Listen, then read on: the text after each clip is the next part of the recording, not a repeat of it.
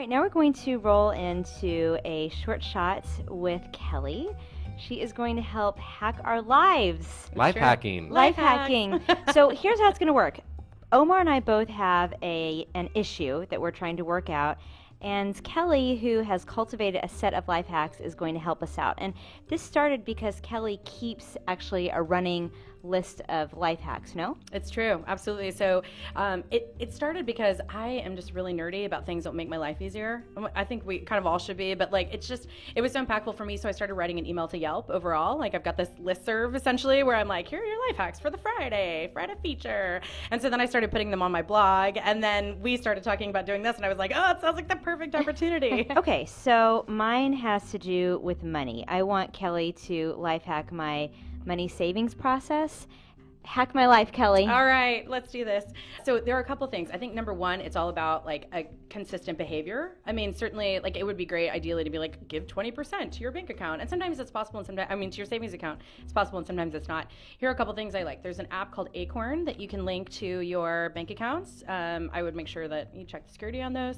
But essentially it will take all the change from any transaction you have, and it'll automatically put it in your savings account. Some banks do that as well, but Acorn is effective. I think everyone knows about Mint. Mint will also analyze your bank accounts, your credits, your debits, whatever that looks like, and then it'll be like, you are spending an outrageous amount on food or shopping. I actually did Mint one time, and it was like 85% of your life is spent on food. I know. Too many blue Marie Antoinette wigs. Too many blue. It's true. Sparkly outfits, nail polish, So Acorn and the other couple of things are and these are just like general behaviors that are good. Consider what you're buying and think about that amount times 3. So if you're like, oh, I'd really like to splurge on these figs, be like, if they were 3 times the price, would I buy them? The answer is no, don't buy them. Another thing is to go shopping when you haven't been paid, so that you're really careful and discriminating about your choices. I don't know about you, but it's like shopping on an empty stomach. It's like shopping on a full wallet. I'm like, rich. Exactly. I can buy all the spaghetti squash. And then I'm like, oh, what am I going to do with the spaghetti squash? So speaking of produce, though, another thing to really work on is to buy produce that lasts a long time. So you're not always throwing out produce. I mean, there's a huge amount of waste. I think we've talked about that ad nauseum. That is so clever. Are there some examples of like root vegetables? Absolutely. Plastic onions. Onions. Anything with a lot of pesticides on it. No. So carrots last a long time. I know that was a really boring example. Cucumbers last a long time. Zucchinis last a long time. Anything that you essentially can be in your crisper, like tomatoes don't last a long time. There's also a lot of really good information online about what things not to put together. Like don't put tomatoes in with avocados because like their gases combine and some magic fruit stuff happens.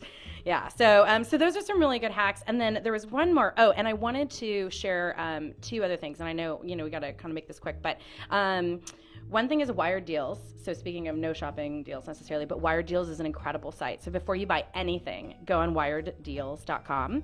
A lot of electronics is really helpful. There are big purchases, and you can look for coupons or for items specifically.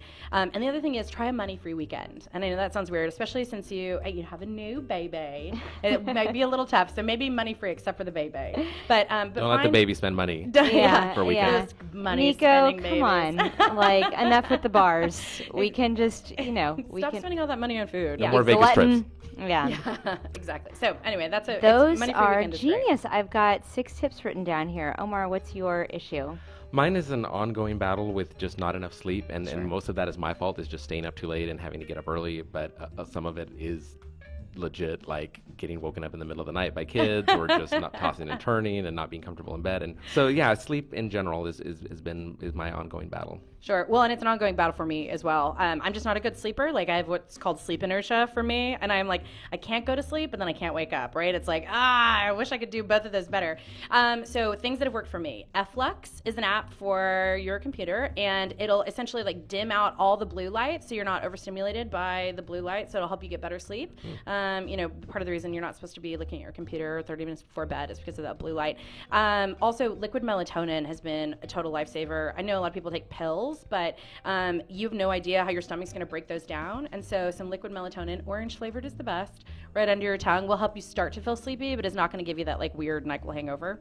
And a completely dark room. I mean, get blackout curtains if you can. I mean, they're hideous, but it's unbelievable how your life will change if your brain doesn't sense that light kind of filtering in. And it's a little bit, I think it would probably be trickier to get up in the morning, but if you use an app like Sleep as Android, there's also an iPhone version. I'm so sorry, I meant to look it up. But that will essentially, you've set like a time when you want to wake up, so between 5 and 5:30, and it will sense your movements, and it'll wake you up the time when you're most restless. So like when you're in the lightest amount of sleep, and it helps you wake up and feeling better instead of dragging you out of like some really deep sleep. Oh, that's interesting. Yeah. Also not drinking. Also not drinking. Like maybe not having, all that whiskey before bed would help.